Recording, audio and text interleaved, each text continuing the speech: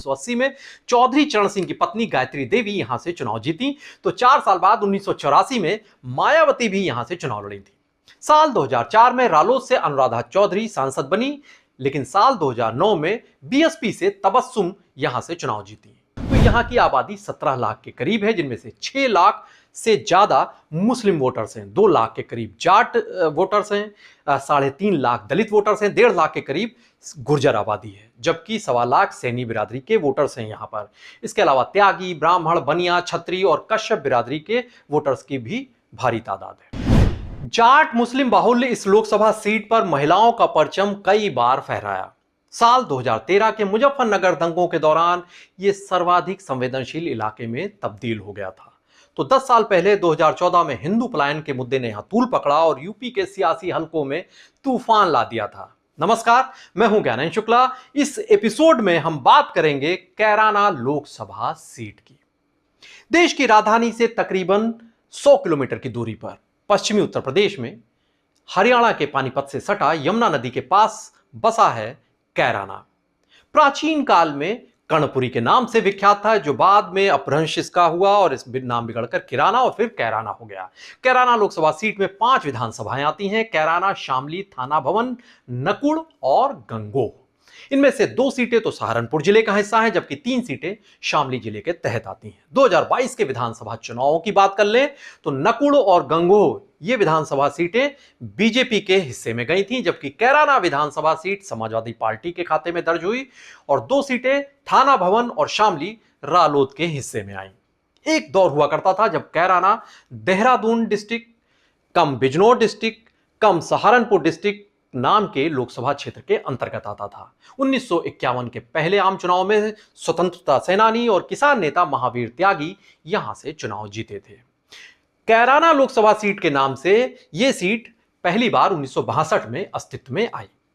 90 के दशक के बाद से हुए चुनावों में साल 2004 को छोड़ दें, अपवाद है वो, तो यहां बीजेपी ही मुख्य मुकाबले में नजर आई, अपना दमखम दिखाती नजर आई। यहां से 3 बार बीजेपी, 2 बार कांग्रेस, 3 बार रालोद को जीत मिली और एक बार समाजवादी पार्टी और बीएसपी को भी मौका मिला जीतने का।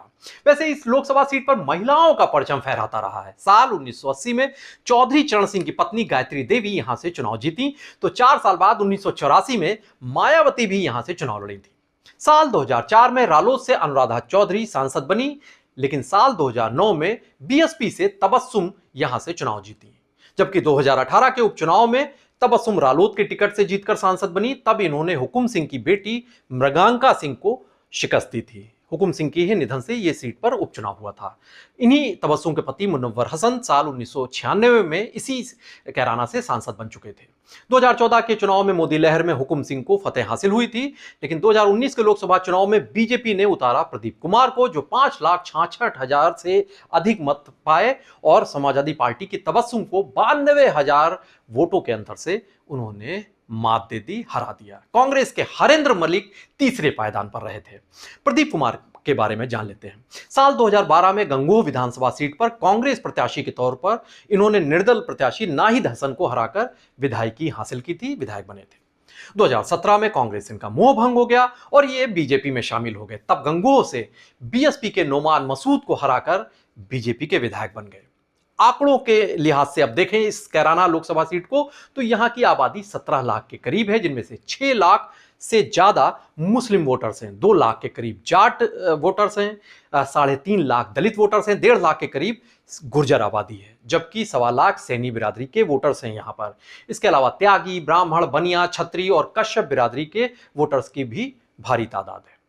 2013 में मुजफ्फरनगर में हुए दंगों का पश्चिमी यूपी के जिन इलाकों में सबसे ज्यादा असर पड़ा था, उनमें कैराना भी शामिल था। साल 2014 से 2016 के दौरान अपराधी तत्वों की प्रताड़ना के खौफ का मुद्दा यहां पर खुद तूल पकड़ा उसने, और कैराना से हिंदू पलायन के मुद्दे ने पूरे देश की सियासत को हिलाया। अब 2024 के लोकसभा चुनाव पर इस सीट पर बीजेपी ने फिर से प्रदीप कुमार पर भरोसा जताया है और विपक्ष के इंडिया गठबंधन से इकरा हसन यहां पर प्रत्याशी हैं।